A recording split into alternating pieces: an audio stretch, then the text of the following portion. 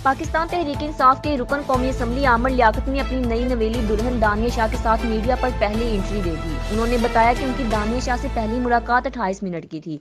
इससे पहले कभी दोनों की मुलाकात नहीं हुई थी। उन्होंने बताया कि लोधरा महफिल मिलाद में गया था, जिसके बाद मेजबान एक पीर साहब के पास लेकर गए। मैंने उनसे निजी मामलात पर तज़किरा किया तो उन्होंने कहा कि शादी कर लो, लेकिन उससे जिसे देखा ना हो, इसलिए दानिया शाह से मुलाकात करवाई गई तो दोनों ने शादी के लिए रजामंदी जाहिर कर दी। आमर लियाकत ने दानिया शाह से पहली मुलाकात के हवाले से मजीद बताया कि वो पहली मुलाकात में नजरें झुकाई बैठी रही और मुझे वो बहुत सादा और प्यारी लगी, और जब उन्होंने बातें करना शुरू की तो मुझे बहुत पसंद आई। आमर लियाकत ने मजीद बताया कि हमारा निकाह 1.5 हफ्ता कबल लोधरा में हुआ। निकाह में दानिया शाह के घर वालों ने शिरकत की।